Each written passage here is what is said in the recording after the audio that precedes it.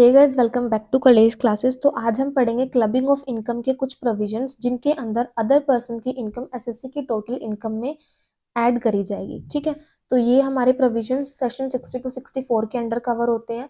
इनके अकॉर्डिंगली क्या है कि अगर ये प्रोविजन एप्लीकेबल हो जाते हैं एसएससी के ऊपर, या फिर उसने इन प्रोविजंस के अकॉर्डिंगली कुछ भी ऐसा करा होगा टैक्स को अवॉइड करने के लिए, देन वो इनकम उसी की इनकम में ऐड हो जाएगी एसएससी की, और वही उसके ऊपर टैक्स भी पे करेगा। ठीक है ना, इसी को तो कहते हैं क्लबिंग ऑफ इनकम।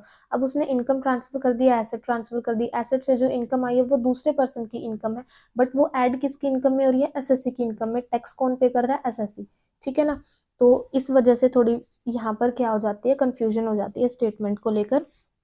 तो सबसे पहला प्रोविजन है हमारा transfer of income without transfer of asset. तो जैसा कि मैंने बताया, जब तक लीगली एसेट ट्रांसफर नहीं हो जाती है, लीगली ओनरशिप ट्रांसफर नहीं हो जाती है, तब तक वो अनदर पर्सन की एसेट नहीं मानी जाएगी, और ना ही उसकी जो इनकम उससे अराइज होगी वो इनकम उसकी मानी जाएगी। ठीक है ना, तो यहाँ पर क्या होगा कि अगर एक पर्सन ने अनदर पर्सन को इनकम ट्रांसफर कर दिया विदाउट ट्रांसफर ऑफ एसेट, बिना एसेट की ओनरशिप ट्रांसफर करे, तो जो उससे इनकम अराइज होगी वो ट्रांसफरर की इनकम मानी जाएगी, और टैक्स जो है वो ट्रांसफरर ही पे करेगा। ट्रांसफरर वो पर्सन होता है जिसने ट्रांसफर करी है, ट्रांसफरी जिसके पास ट्रांसफर करी है। ठीक है, सेकेंड प्रोविजन हमारे पास आता है income arising from revocable transfer of asset. अब रिवोकेबल ट्रांसफर ऑफ एसेट का मतलब क्या होता है कि जो पर्सन है उसने एसेट ट्रांसफर कर तो दी है, लेकिन डायरेक्टली इनडायरेक्टली अभी भी उसका राइट है उस एसेट के ऊपर, या फिर इन फ्यूचर कभी भी वो उसको क्या है, वापस ले सकता है। तो ये हमारा क्या हो जाएगा, फुल फ्लैज कह सकते हैं कि फुल फ्लैज ओनरशिप ट्रांसफर नहीं हुई है, पूरे तरीके से ओनरशिप ट्रांसफर नहीं हुई है।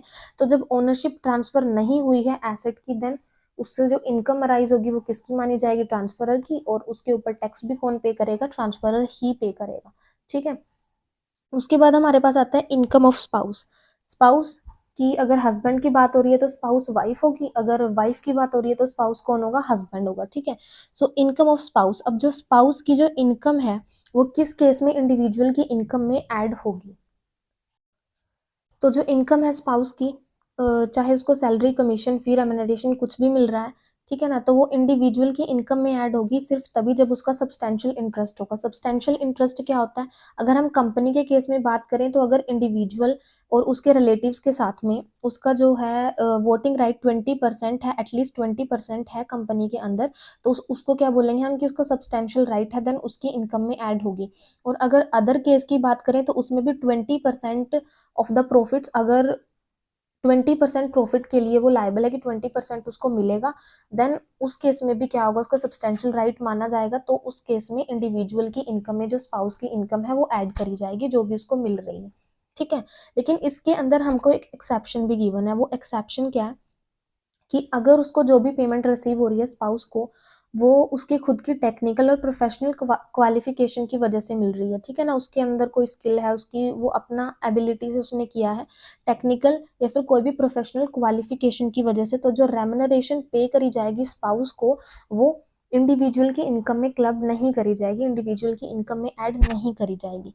ठीक है, और यहाँ पर अगर हम एसेट की बात करें, यहाँ तो इनकम ट्रांसफर हुई थी, अगर हम एसेट की बात करें कि अगर एसेट ट्रांसफर होती है तो बिना किसी एडिक्वेट कंसिडरेशन के ट्रांसफर हो रही है, और ना ही फुल ओनरशिप जो है वो ट्रांसफर हुई है, देन इस केस में जो भी इनकम अराइज होगी वो इंडिविजुअल की मानी जाएगी और उसी की इनकम में ऐड करी जाएगी, वही टैक्स पे करेगा इसके ऊपर। ठीक है, तो इसी के साथ हम करते हैं आज की वीडियो को and. If you like my videos please like, share and subscribe.